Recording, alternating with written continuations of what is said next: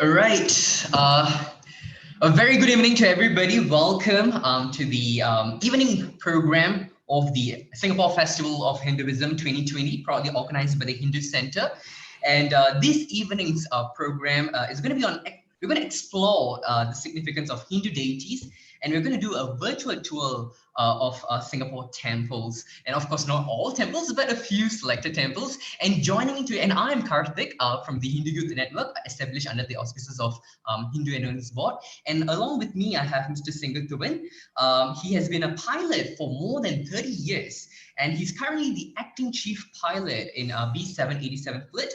And he has also been a Hindu counseling volunteer with the Hindu Center's Mitra counseling program at the Singapore Prison Service and Hindu Endowment Board's counseling program at the Singapore Armed Forces Detention Barracks.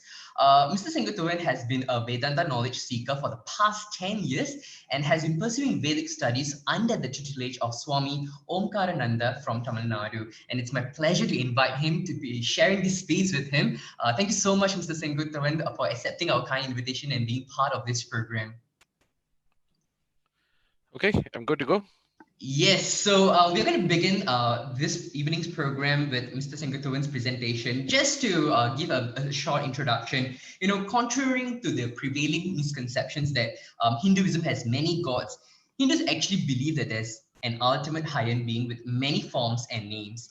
And given that the Hindu diaspora community speak different languages and cultures, we have all understood the ultimate higher being in our own distinct way. And in today's program, we will be sharing with you the significance of deities and, of course, their iconographies, as well as a special tour of Singapore temples. So without further ado, let me invite Mr. Singatuvan to run through his presentation with you guys. Okay, can you hear me? All right. Namaskaram, namaste to everyone. Welcome to this short talk on deities in this fine, cool afternoon. Hope you've got your tea and your cookies, the leftover Deepavali cookies, to keep you company while you go through this next 30 minutes. Okay, Mr. Singatuvan, yes, before we begin the presentation, let's do our opening prayer. sure. Yes, so admin team, please help us play the opening prayer, and then we will start the presentations. Om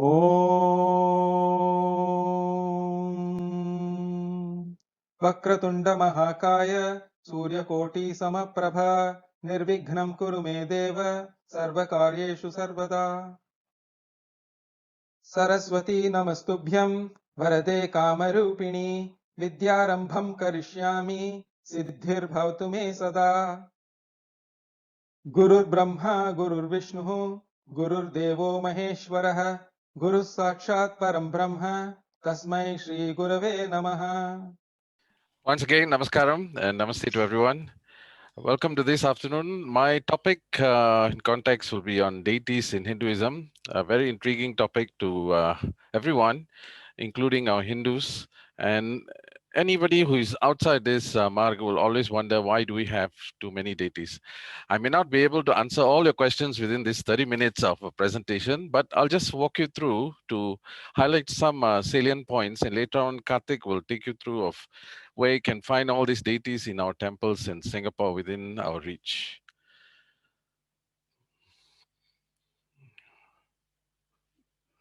Okay, our religion is populated with myriads of deity that personifies several aspects of that abstract Brahman and has actually infused into the depths of our social and family traditional norms. You can find deities almost in every walks of a Hindu life, in his motifs, in his decorations, in his altar, everywhere that he has added color to his life, there's some form of deity that's appearing in his life.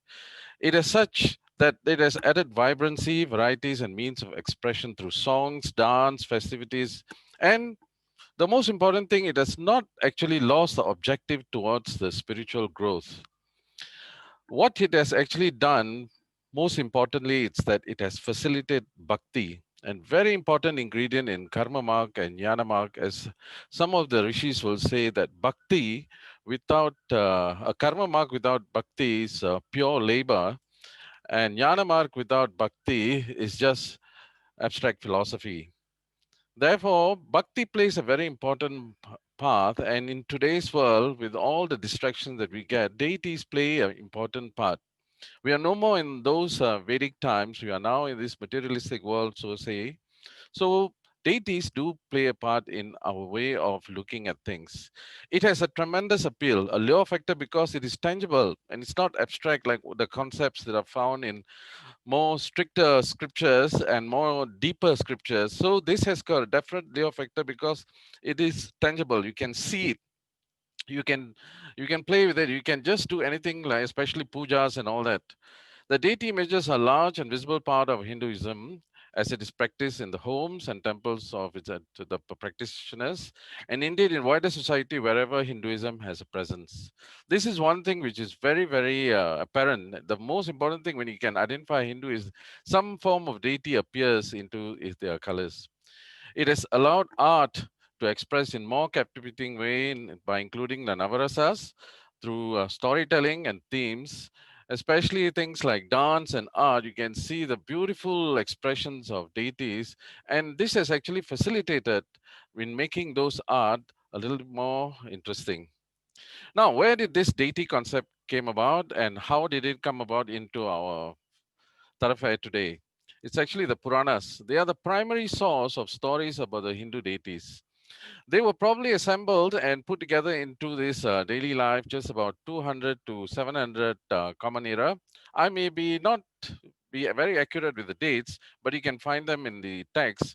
But it's just about those eras because that's when the temples sculptors came about into being, and then sculpture in forms of bronze and stones came into being, especially with regards to our deities.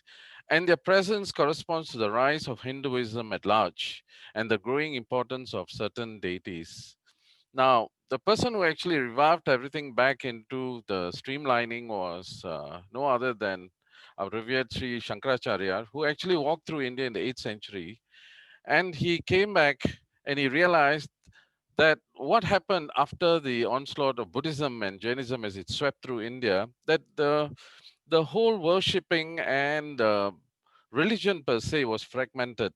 And actually, I may be wrong in the number once again, but he actually found that it's about 75 to 80 sects, very differing ones, and he was quite surprised.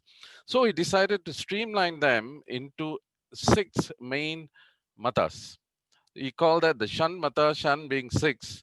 It's a system of worship founded by Adi Shankara. He actually laid them and said that, okay, put them through, and he's a saint philosopher, and he centers around the worship of the six main deities of Hinduism, especially Shiva, Vishnu, Shakti, Ganesha, Surya, and Skanda. For Ganapati followers, it's called a Ganapatiam.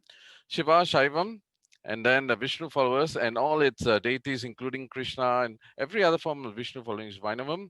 Saumaram, the Surya worshippers. Kaumaram, the Muruga and Kartigeyan, and finally our Shakta worshippers, all forms of deity, as we just concluded our Navaratri not long ago. This is based on the belief in the essential oneness of all deities. They are not different. The unity of Godhead and their conceptualization of the Mara deities of India's various manifestations of one divine power expressing itself in several manifestations, which in Sanskrit we don't call God, but we call that God as Brahman. Bra means extremely large, something that you can't even ever imagine. That root word bra is just means that it's unimaginable how large, all encompassing, omnipresent, omnipotent, omniscient altogether. And that's why we call it Brahman. Now, deity depiction. Now, what is a deity? Many people think deity is God. No, deity is not God. Hardly can you represent that all encompassing, that vast God into something. It is a window, it's a looking glass. So for somebody who has got to see something else and is trying to relate, and therefore from the end of somebody who is looking at it as a deity, how do you actually see the deity? Because as I said earlier, deity came about through Puranas, and it's put into all the different forms as the Purana has quoted. So one look at a deity, when you take somebody take you through the temples, or when you identify a Hindu deity, how do you identify them, who they are, what they are, and what role are they playing? So they have some identifiers, and some of them are postures, whether they are seated, standing, or in sayanam, or in a dancing pose, or do they conform to the Hindi deity iconographic rules? This is actually the agamic rules. They don't build the deities just like that. They have some rules in building the height, the length, and all that sort of. And then the role, what role are they playing? Are they playing a protector role? Are they doing a teaching role or something else? So you look at the deity, you can actually identify, including the emotional facial expressions and especially the mudras, that the hand gestures. All this plays a role in identifying the deity or what kind of deity and what is it supposed to represent. And then next comes the vehicle. Every one of our deity has got a vehicle, a mount, and then whether they are equipped with something, holding on to something, and then the ornaments that they wear, and of course the outfit. Is it a war-clad outfit, or is it a brahmachari outfit, or a sannyasi outfit? What kind of outfit? So all these constitute to the identification and the recognition of the deity. So as what I said, the identification is like in the mudras, the hand gestures. Every deity has got this mudras, which many of you all have seen. So there are various mudras, and most of them are yogic mudra gestures. And they're all portrayed into the deity to identify, to portray that particular bhavana, that particular sentiment, or what he's trying to relay the message. In the Nataraja pose, you can see the Abhiya Mudra, the protection mudra, just as you can always say. And then a Namaskar Mudra and so forth. All these mudras are no different from what Patanjali has said in his Yoga Sutras. Now, of course, the postures, ornaments, and outfit, as you can see, Krishna in the three Vakra pose, three bend pose, and they portrayed the bottom right hand corner, the Saraswati in one artistic picture as the three corner pose also, the sitting pose of Shiva, Ganesha, and Parvati on the extreme left, and the Sayana pose of Vishnu.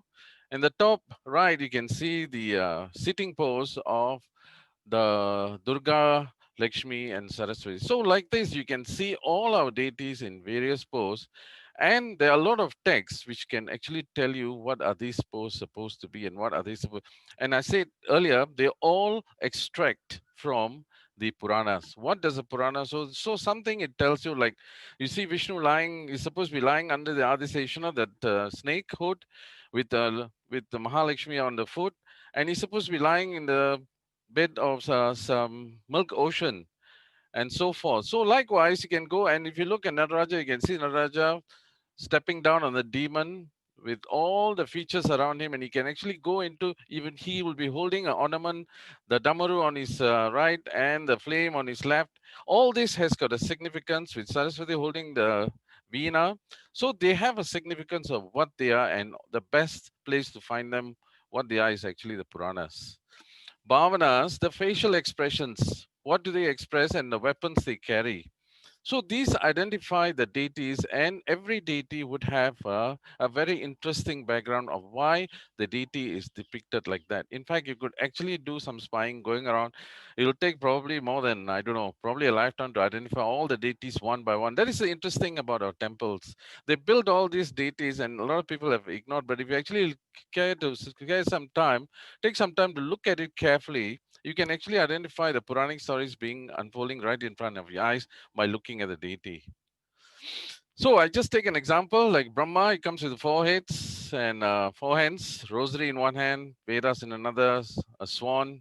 Usually his Vahana is swan. And sometimes he is shown coming out from the belly of Vishnu in a lotus, as what the Puranas said, from where he came to create the world. And next one is Vishnu. He's seated here with four hands, wheel and a conch. The wheel and conch is very typical of Vishnu. That's called Shankhu Chakra. And the hands. And he's seated on Garuda usually, an eagle or a kite, as his Vamana, sometimes with a mace. And then the Adisesha with the multi-headed snake just right above him, the hood. And Shiva is portrayed in two forms. One in the form, the other one is a semi-abstract form, which is right in front of the statue, where you can see in a linga form. He normally has a trident in his hand with a metal lock, crescent on his hair. Sometimes a third eye is portrayed, sometimes not. And his Vahana is a bull. And with the Damaru and a deer, and always a snake around his neck. And of course, Nataraja, the dancing pose. And easily identified with one leg up and a demon under his feet, and the universal dancer holds a drum in one hand and Agni. Now, all this has got some significance, and the most easiest of them is, of course, Ganesha because of the elephant head. And he comes into every form, either dancing, laughing, or whatever it is, but every one of them has got some story to tell. Kartikeya is sometimes represented singly, sometimes represented with gods. Shiva has two sons, and one is Ganesh and Kartikeya, and is known as Kanda or Muruga. He's easily identified with his spear, which is quite unique. Only that very easily identified with the spear that he is Muruga and his Vahana is peacock. Here is shown with two gods, Valli and Devani, and some places shown with the six heads as shown as from the picture. Saraswati holding a veena with rosary books as she's a goddess for knowledge. That's very, very appropriate for her to hold books, rosary, and sometimes a flute. And then swan, a peacock, is shown as a Vahana. Durga is the most aggressive form of Shakti, and she's shown is killing the Mahishasura, the buffalo demon. In temples, you can find them. You can go and look around. The moment you see the Shakti standing on top of a buffalo head, that is most likely Durga, and a Vahana is usually a lion or a tiger. Lakshmi, of course, the goddess of prosperity and wealth. She's sometimes shown in Ashta Lakshmi, all the eight forms of Lakshmi. And if it's a Gaja Lakshmi, she's got two elephants behind her in either side, and then a bowl of leaves with a Vahana is usually an owl. So all these things is an identifier. You can look at one statue like that, and if you examine them closely, because sometimes they look very similar, especially the older idols and deities, they look very similar. But if you look at them carefully, and sometimes due to the excavations, things may go missing. But the posture, the way the hands are held, you can actually read what are their marks on their forehead, what ornaments are they wearing. You can actually read them and you can identify what deity this is. And that is why the deities are made in such a way that depict what they're supposed to be. Now, finally, what is this deity? And it's not just like a doll. And what makes it something sacred, as what others will ask us, why is this deity a sacred? It's only once the image has been consecrated in the right way, as ordained by in the Agamas, that it contains the potent presence of the deity, usually in the temple. So the temple deities, they go through a consecration process. It's quite an elaborate process, and it's not just pulled out from anywhere. There are Agamas, written notes, which are all scriptural, and you can open them and you can actually examine them. Today, they are available with this electronic age. They're all available for reading on the net. First, the image must be constructed out of acceptable material, metal, stone, or wood, according to the rules and measure of iconography. It must be also created complying with various codes of practice that have been laid out in certain texts, and that's our Agama text. Then it must be consecrated by the priest through a ritual called Prana Pratishtha, the investing of life, the investing of prana, the life energy itself. So this whole process gives a form of life to that the deity that are kept in temples, and we try to replicate them when we have deities in our altars, and we keep the deities.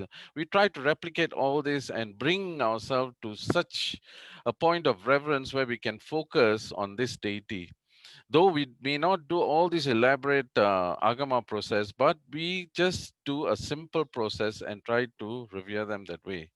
The image then formally becomes the embodiment of the deity that has been summoned into it. This makes the image into object fit for reverence. Once it's fit for reverence, it is fit for reverence, and that's it.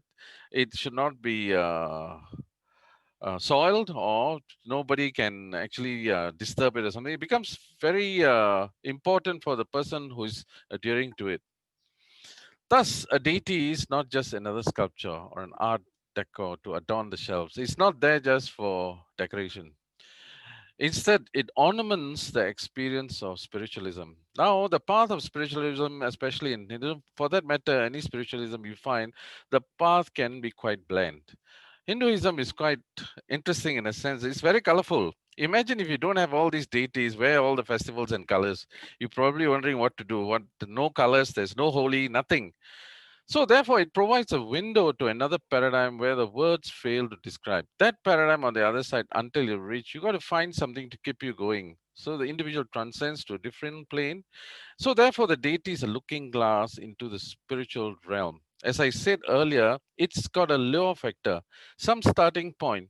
We all start our lives through schools, through stories. Storytelling always attracts us.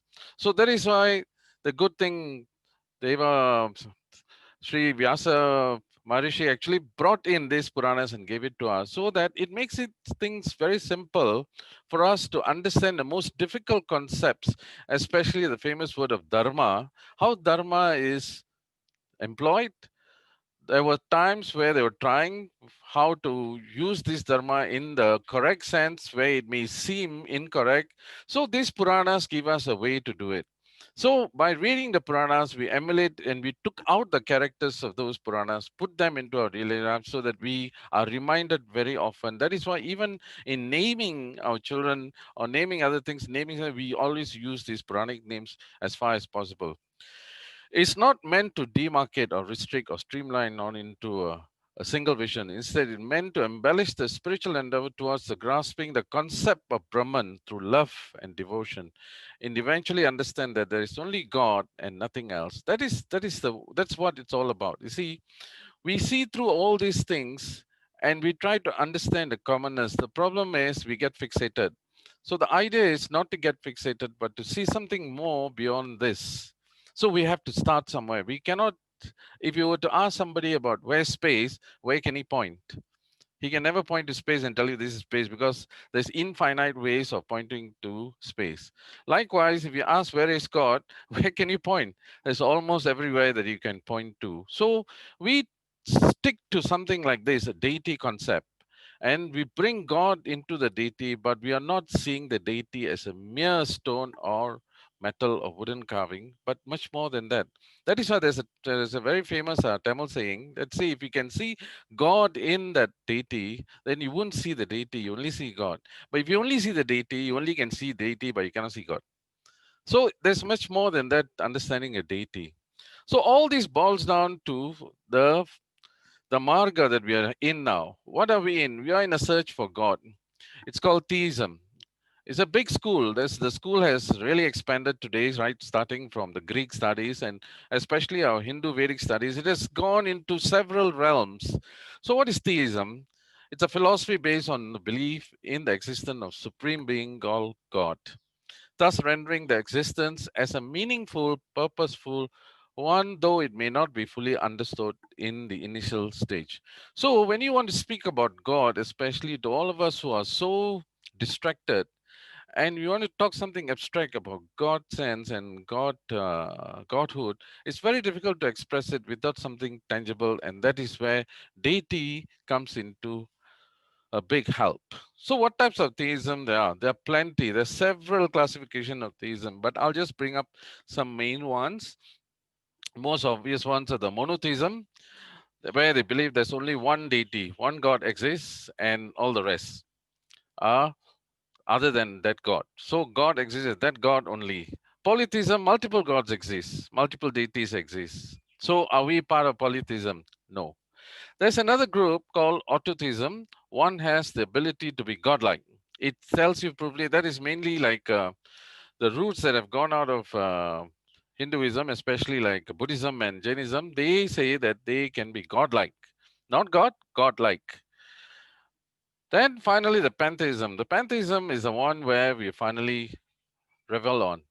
They say the physical universe equivalent to God, and there's no division between the creator and the creation. Like what the background photos, Swami Dayananda will always say, what is there such thing as there's only one God or there's many God? His very famous quote is, there is only God.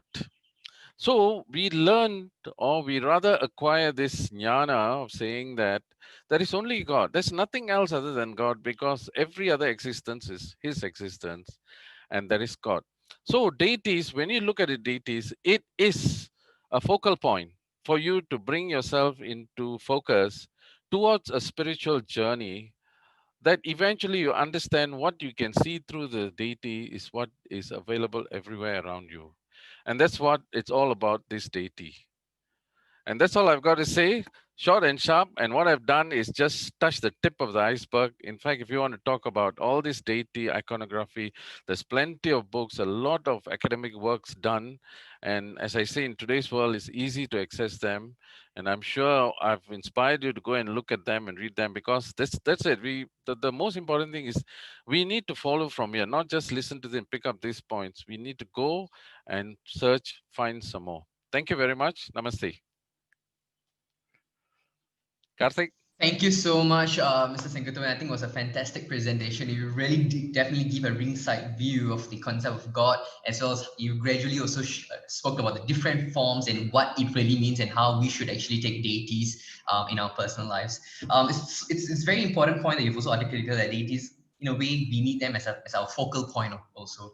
So thank you so much for that explanation. I think we're going to move on to the next part of the setup program, but I'm sure audience, you will have questions. So at this point in time, let me encourage you to actually submit your questions in whatever platforms that you're watching, YouTube or Facebook, in the comment section, and we will definitely read your questions towards the end, and we'll try to address them if possible. At this point in time, we would like to thank Chitra Varaprasad, Dinesh Raj, Sapaya Raj, for joining us. Thank you so much. And Vandana Agarwal said, well said. Thank you so much for all the support thus far.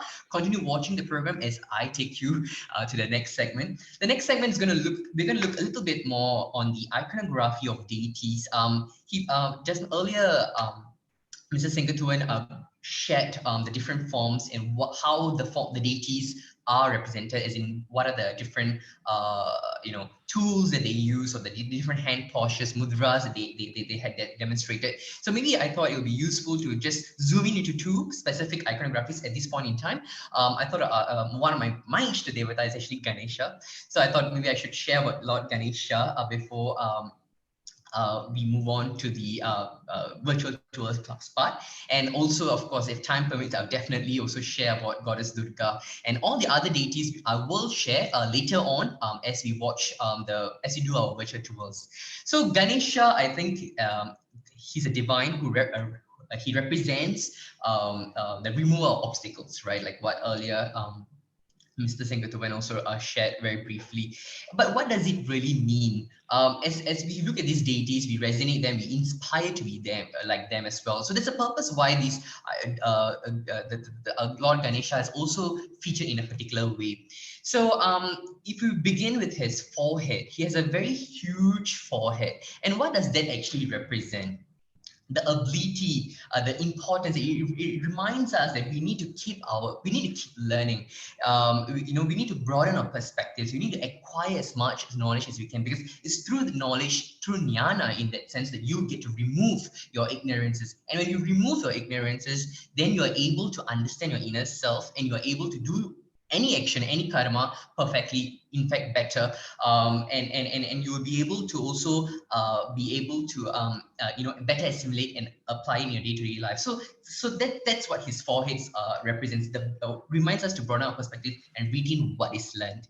And then if you move down a little bit to his eyes, they're so small but yet very sharp, and that reminds us to be very sharp in whatever we do.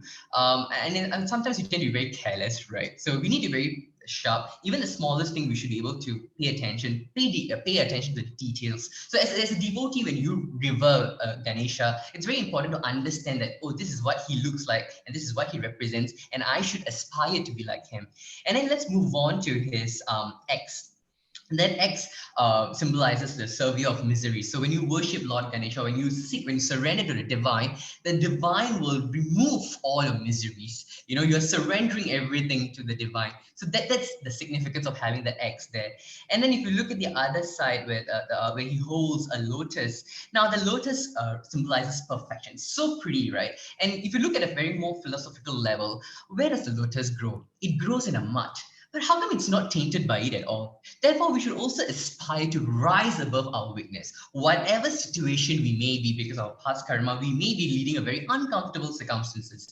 But how can we then rise above it, just like the lotus, and yet bloom? So we may have born with some I wouldn't want to say physical defects, but some quality defects, right? Some negative tendency. How do we then eradicate this negative tendency and rise above them?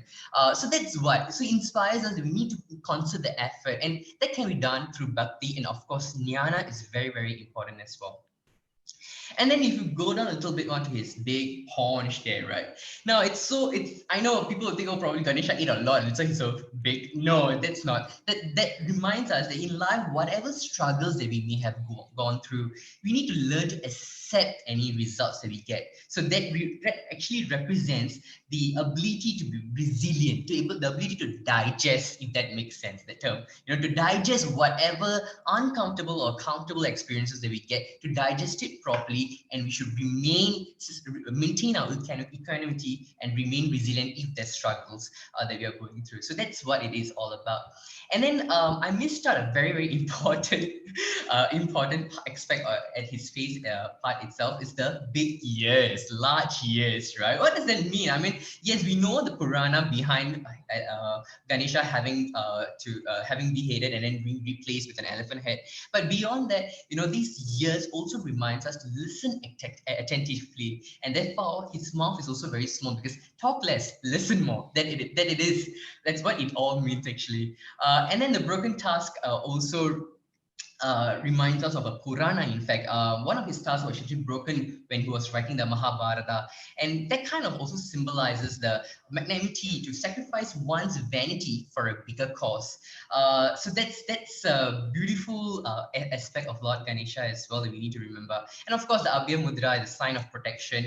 That's something that that we all understand, so I shall not dwell further in it. And then the Modaka. So as a devotee, we worship, we refine our inner qualities, we surrender to the divine. And then as we seek spirituality, the fruit of the spirituality, the spiritual seeking, it's the modakam, the sweetness. When you surrender to God, and the prasadam that you get is the modakam, the sweetness that you will get at the end of your spiritual seeking. So that's what the modaka is like, to inspire you. Come. If you seek, if you go on a spiritual path, you understand yourself better, and you surrender yourself to God, God will definitely bless you with lots of sweetness. And then, of course, the trunk has an ability to pick up the tiniest of things, right? So we should also learn to be sharp and sensitive, just like the trunk. And of course, the Mushika actually symbolizes desires, and the Lord has it under his control. But there's also another interpretation of it. Just like how the Lord has all his desires under control, likewise we should also control all our desires. It reminds me of one of a very important a value called mitahara, moderate consumption, right? Moderate, do things moderately. So and it's really about controlling our desires. It doesn't mean that you deprive yourself from desires, but rather just learn how to moderate and control your desires. And only when you are a best CEO of all your desires, your anger, your emotions, then you'll be able to always maintain equanimity. And even there's also a Purana behind how Mushika came about. According to Puranas, Krauncha was a celestial asura, and what happened was one day he accidentally stepped on the foot of Muni Vamadeva, who actually cursed him to become a mouse. And what happened thereafter was that Krauncha grew into a huge mountain-sized mouse. And however, after he recovered, after Vamadeva recovered from his temper, he definitely gave a word to Krauncha and said that, one day the divine intervention will come in, and things will be better for you later on. And he said that, and he left after that incident. And one day, of course, Lord Ganesha was invited to a Maharishi Parashar's ashrama, and Krauncha actually ended up stepping on the ashrama, and he destroyed it. So Ganesha, of course, got very upset about it and thought, okay, this is the moment that I should be teaching him a lesson. And therefore, Krauncha then after that sought Lord Ganesha's forgiveness and requested to be Lord Ganesha's Vahana. So that's a very short story snippet for you to just kind of understand why Mushika came about. Why not other animals, but why a mouse there, right? So that's the significance. So that's about Lord Ganesha. I'll move on to Goddess Durga. Goddess Durga, Durga means the remover of all our sufferings. And earlier also you would have realized Mr. Singatuvan did describe Goddess Durga or Shakti as a person depicted with many arms, right?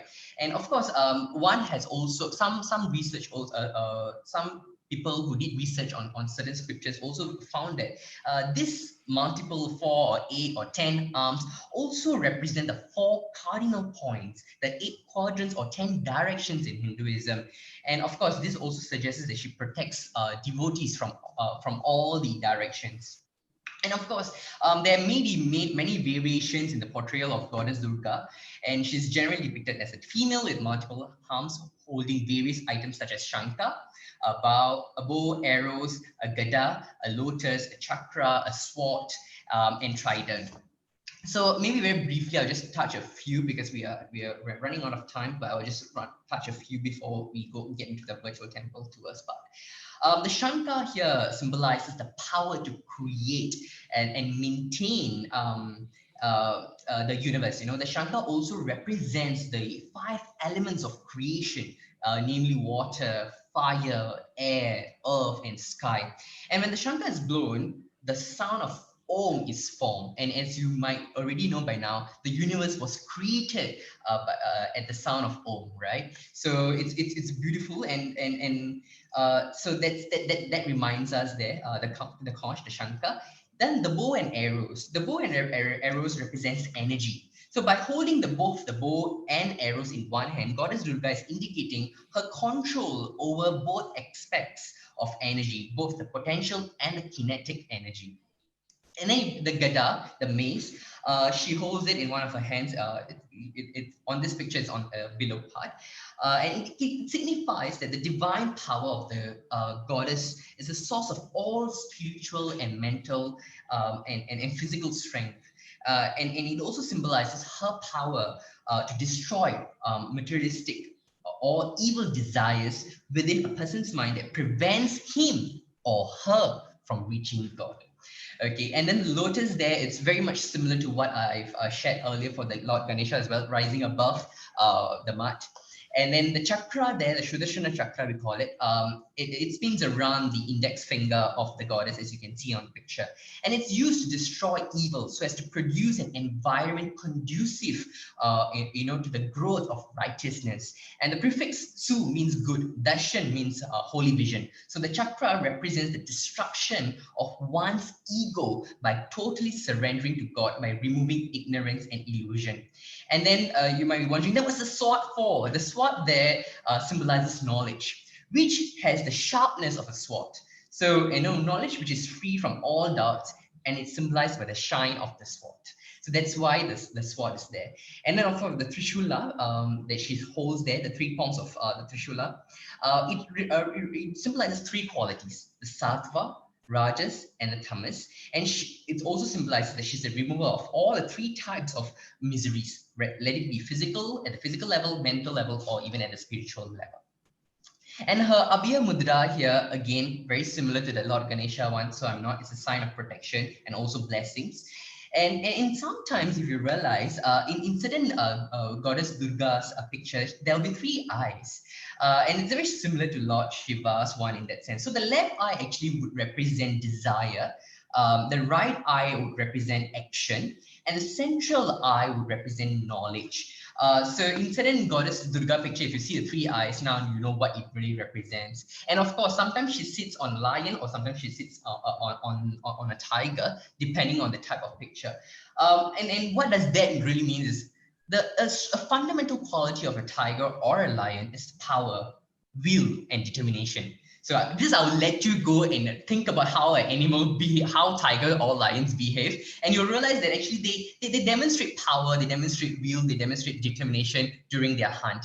Likewise, sometimes when we let go, when we don't control these qualities, when we misuse our power, or sometimes we can get a bit complacent, and sometimes we become ignorant. So in a way, she's also mastering. She sits on this tiger, and she's to remind us that she masters all the different qualities. So that is something that I wanted to also share with you guys. And there's also one more thing: to become divine, one should keep all our animal instincts under control, right? And so this is the lesson that we can also draw from this picture, where Goddess Durga sits on a tiger. In this context, in some pictures, she also sits on a lion. All right. So on that note, let me introduce you to the first video that we're going to play. One of our Hindu Youth Network, a member, Tejaswini, actually did a fantastic job putting this video for you guys. It's on Sri Maryaman Temple.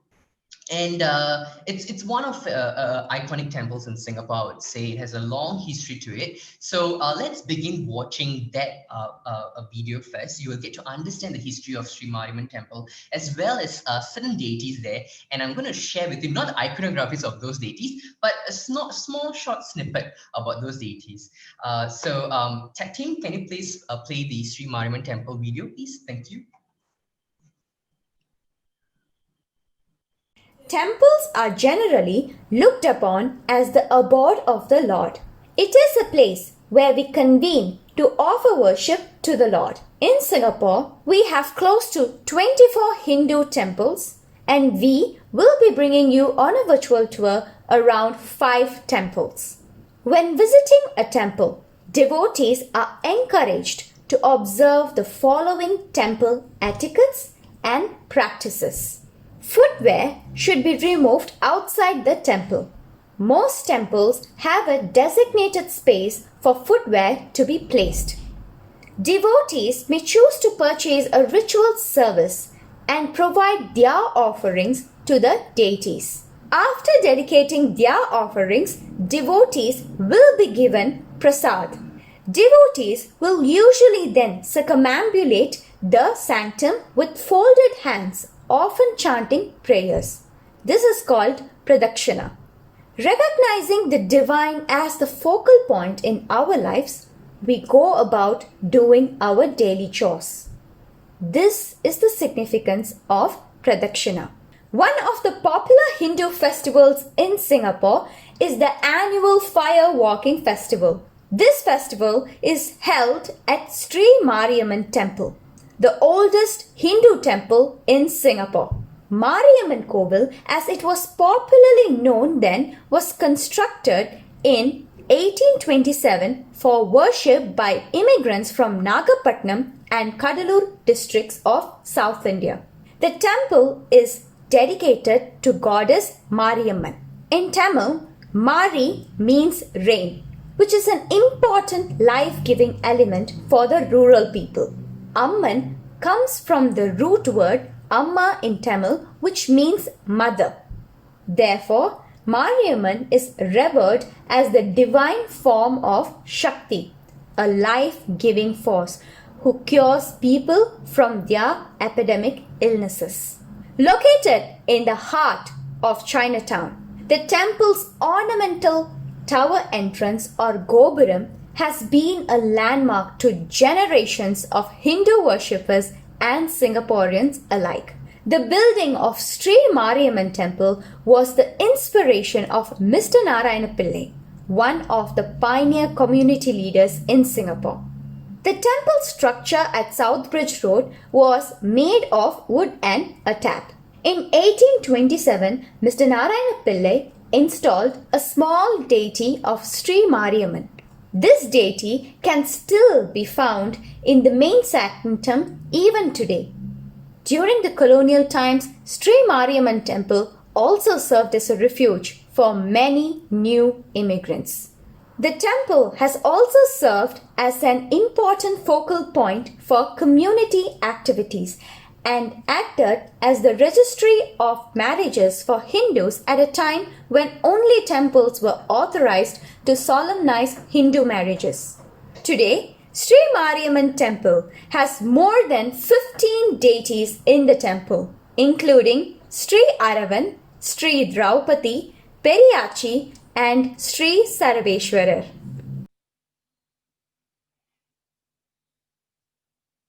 So that was the video that you watched on Sri Maryaman Temple. Now let's, I think during the video, towards the end, at the last part, Tejas had mentioned three deities, Sri Aravan, Sri Draupadi, and Periyachi.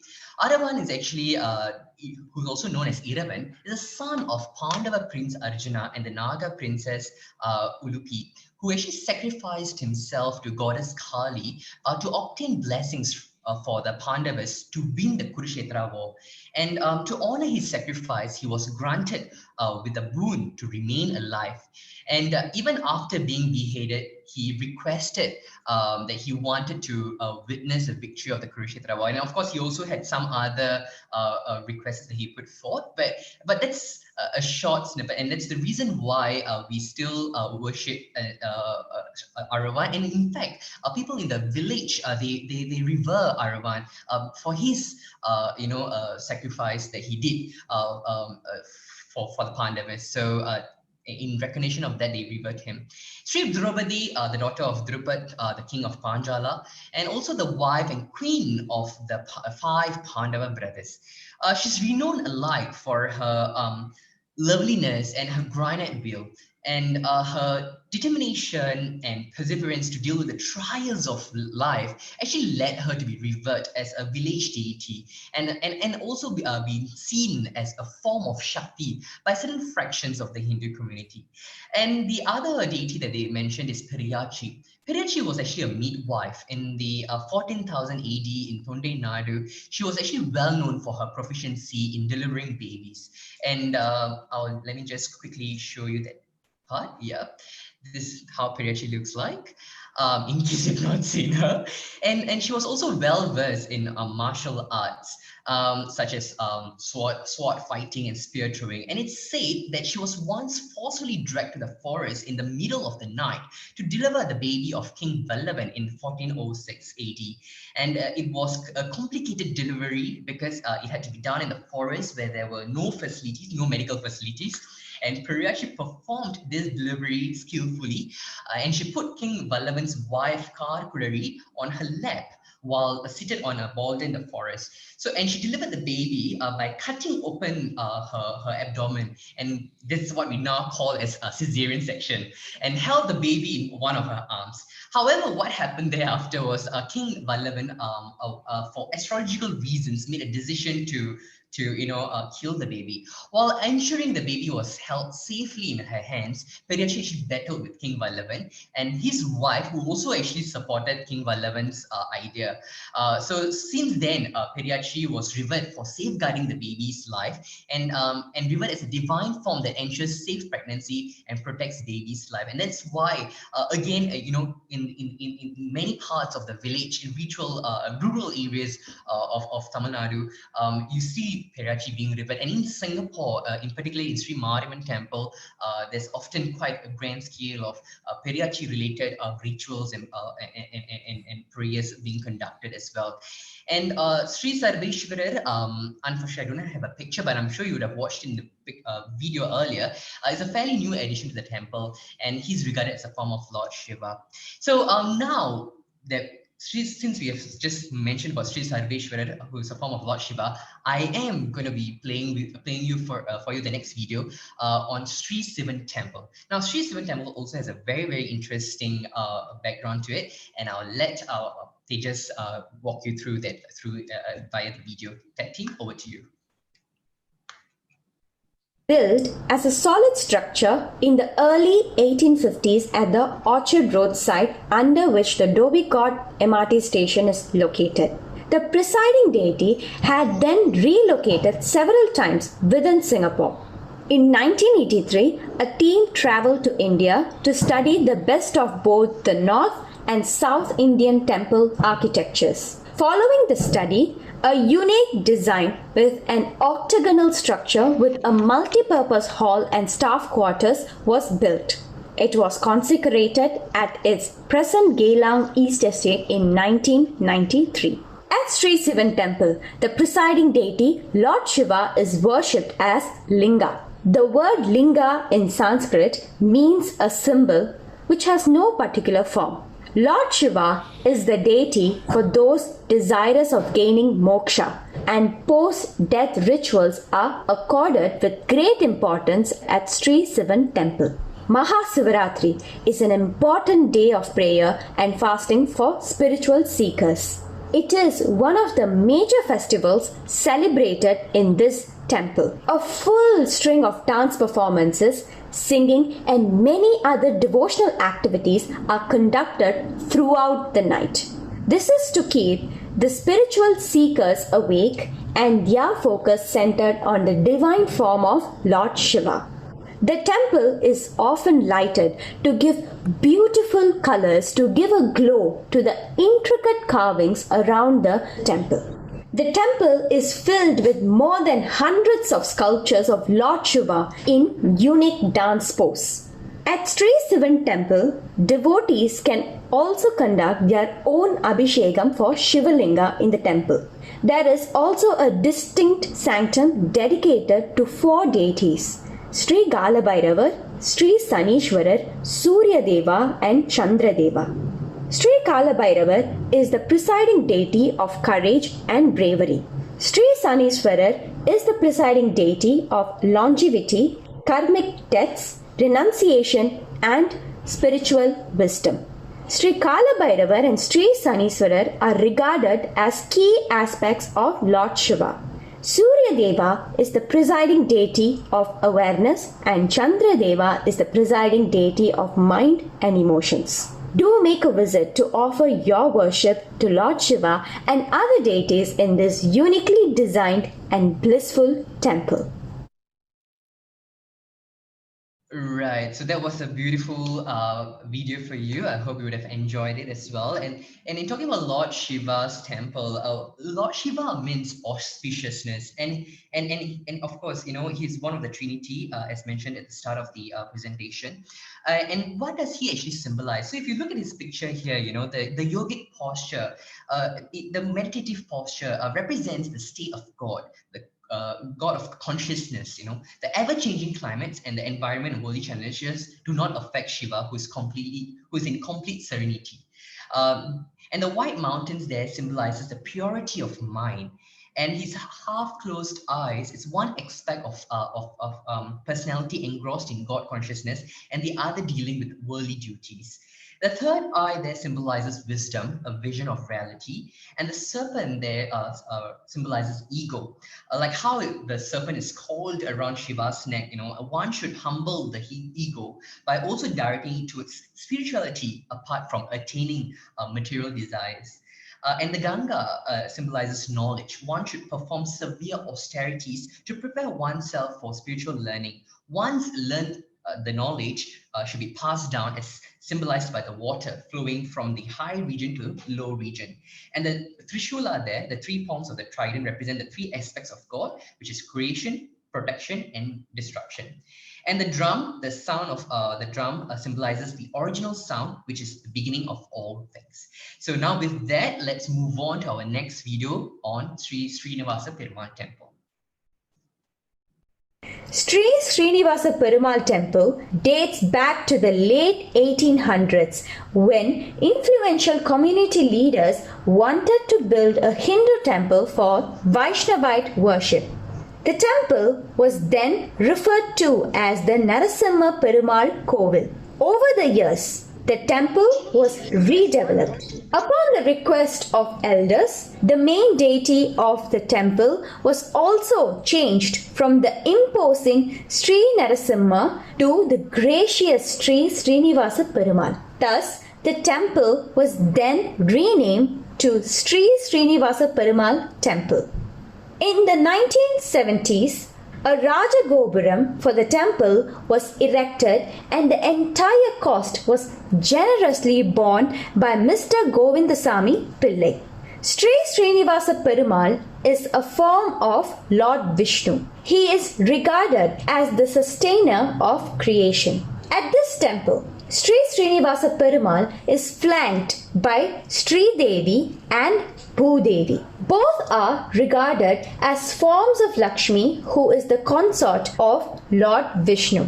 The exterior of Sri Srinivasa Perumal temple features the 10 avatars of Lord Vishnu. Some of the major festivals celebrated here are Brahmotsavam, Vaikunta Ekadasi and Puratasi Sani. On Saturdays of each Puratasi month in the Hindu calendar, a large-scale communal worship is held in the temple to serve meals to the devotees. More than 10,000 devotees participate in the communal lunch. If time permits, do visit the Sri Srinivasa Perumal temple to witness some of these special occasions. So Lord Vishnu, he represents us protection, right? And of course, preservation as well. So in this picture that you're observing on the screen here, that the serpent symbolizes the limitless desires one has. And once they are all mastered, they point towards the self, becoming dharmic desires. And Vishnu's blue body color here symbolizes the infinite and all pervading nature of the Lord. And his orange garment here, known as Pitambara, indicates the Vedas. And the four hands represents the four directions, the Lord's absolute power in all direction. And the conch calling out to people to lead a dharmic life. It can also symbolize the original vibration of the universal creation as shared earlier. The disc, it destroys all forms of ignorance. The lotus here shows the revolving or changing nature of the universe. And of course, the Gada here represents the cosmic intellect or knowledge used to destroy ignorance. And those are the 10 avatars of Vishnu. Some also actually say that Buddha is one of the avatars of Vishnu, and Buddha and Balram are almost the same. But again, you know, sometimes different communities, different fractions of the Hindu community do revere certain forms greatly, and they may just have their own beliefs as well, based on their own knowledge that they have got, or whether knowledge has been cascaded by their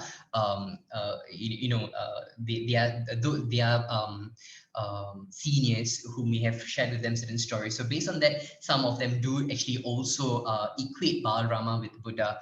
So, but I guess we should all be familiarized at least with the 9 other avatars of Vishnu, and of course Balarama, who's often seen as a brother of Lord Krishna. With that, I think we can move on to the next video. And the next video is going to be on Holy Tree, Sri Balasubramanya Temple, located in the Ishun. And yes, of course, we will cover very briefly about Lord Kartikeya next.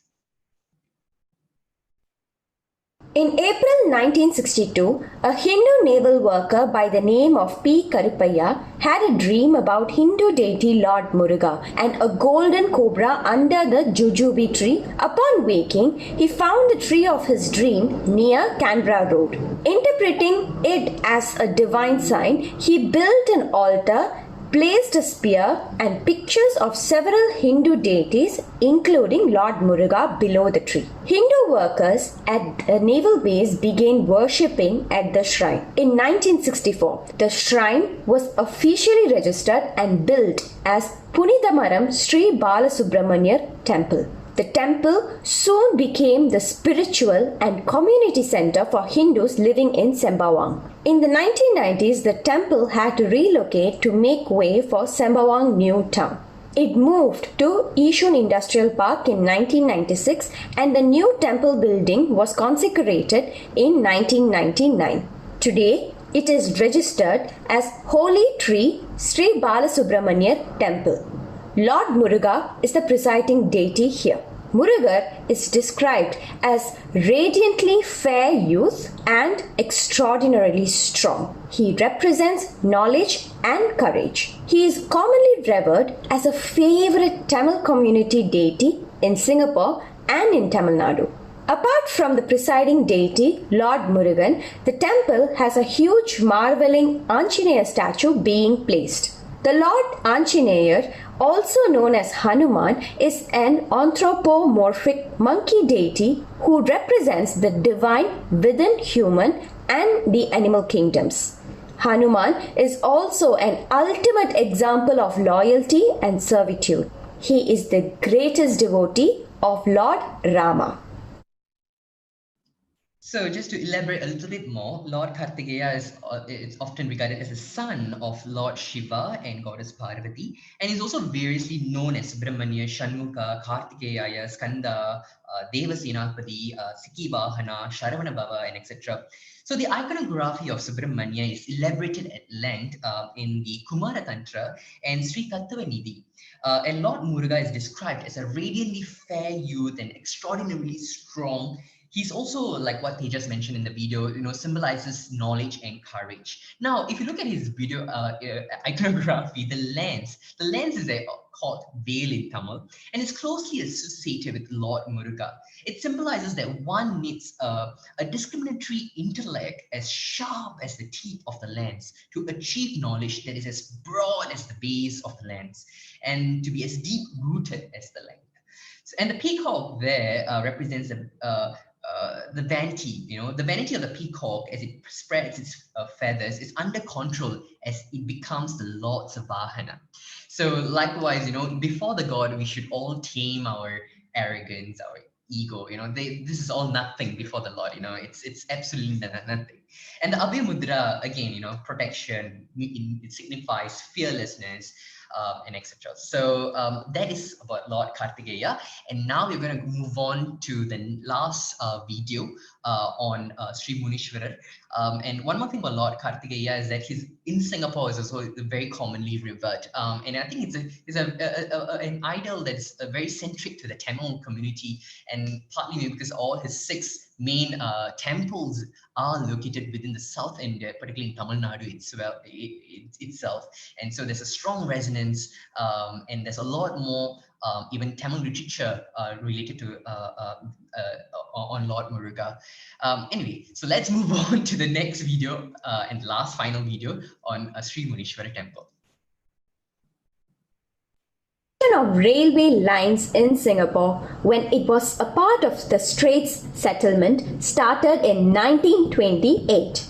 Thereafter, the maintenance of railway lines and coaches was the responsibility of Malayan railway employees. The majority of them were Hindus who lived in Queenstown. To cater to the spiritual needs of the Hindu community, a trishula and a stone in a triangular shape with a hut over it was set up. They worshipped it as Lord Munishwarar. In 1961, one of the early settlers of HDB flats in Queenstown, N.V. Menon, noticed this temple hut. In 1962, N.V. Menon and his team, all of whom lived in Queenstown, worked towards setting up a committee and registering it as Sri Muniswaran Temple Society. The temple was subsequently constructed on a land belonging to the Malayan railway land, and the first consecration ceremony was held in January 1970. Sri Muniswaran Temple remains located at Queenstown today. Muniswarar is revered as a deity that protects us from dark forces. He is regarded as an aspect of Lord Shiva, and to some Hindus, he is a family deity. There are 7 forms of Sri Munishwaran.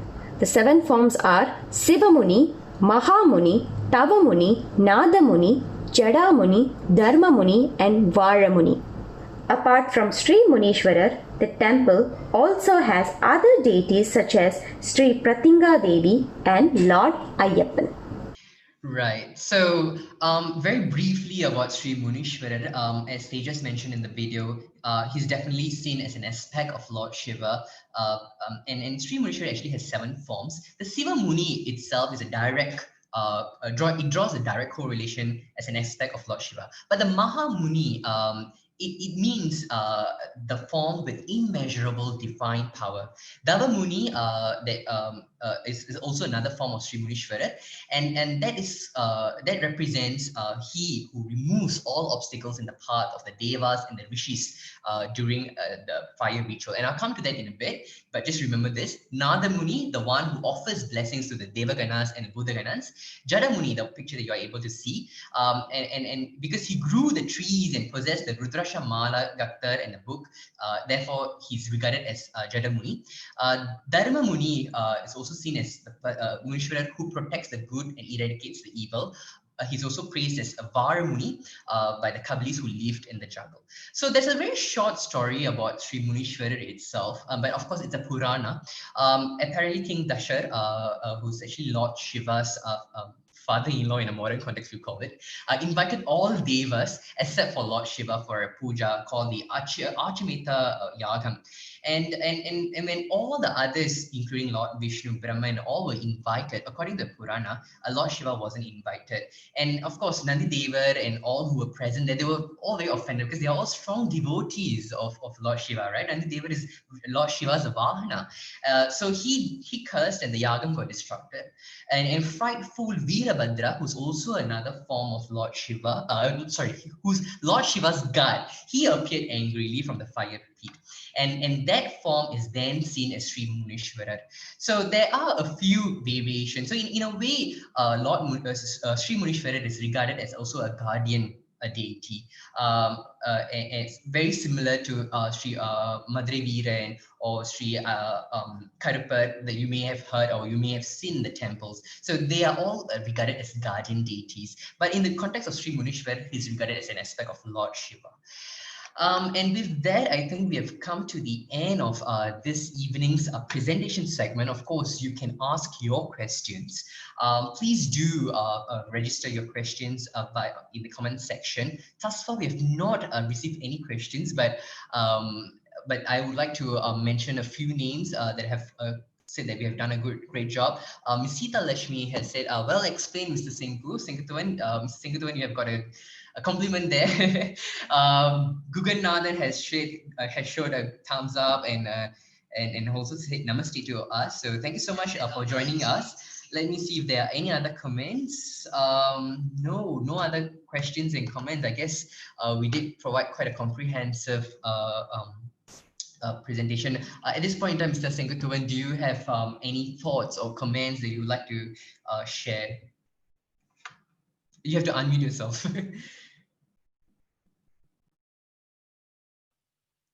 Yes, well explained, Karthik, as what I've said just from the beginning. All of these deities that forms and things, as you showed very explicitly from our temples locally, we can actually, go ourselves, any one of us who are really interested, now that we are equipped with this video presentations and everything, we can actually go to the temples and really see and probably tell others.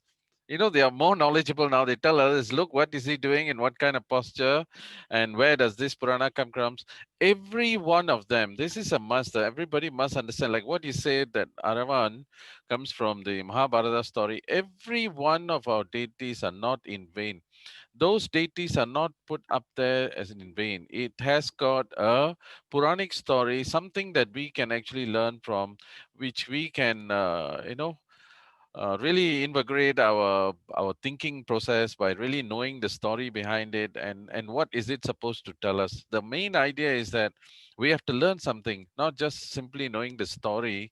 We have to learn something. Remember, this path of Hinduism is we have to straighten our dharma thinking. And so all of them are supposed to tell a story, and every temple has all these idols put in a proper place so that we can actually follow through and actually learn ourselves something. Sometimes we are so busy that we look at them without really looking into them and see what it is. We just see the idol there and we can't even remember what idol we actually looked at. So this time around, I hope people can actually see and actually look at the idol itself, look at the Vigraha itself. As we call as deity, we call it a Vigraha, we call it Murti as different names.